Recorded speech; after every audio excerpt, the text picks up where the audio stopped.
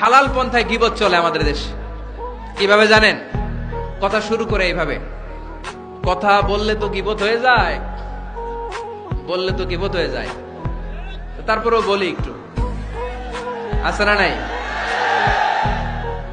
হালাল পন্থায় গীবত কি কমু ভাইজান, বললে তো গীবত হয়ে যায়।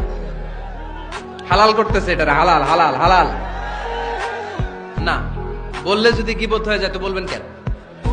থামেন। কোন মুমিন কখনো গীবত করতে পারে?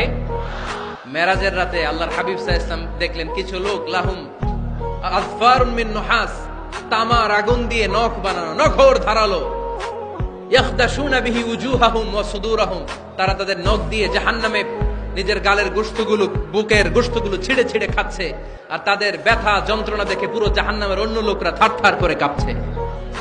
আল্লাহর হাবিব বললেন, ইয়া জিবরিল মান হুম মান হাউলা, এরা কারা? সাইয়েদনা জিবরিল বললেন, হুম আহলুল গীবাতি মিন উম্মতিক, এরা আপনার উম্মতের মধ্যে চায়ের দোকানে বসে বসে যারা গীবত করেছিল তারা।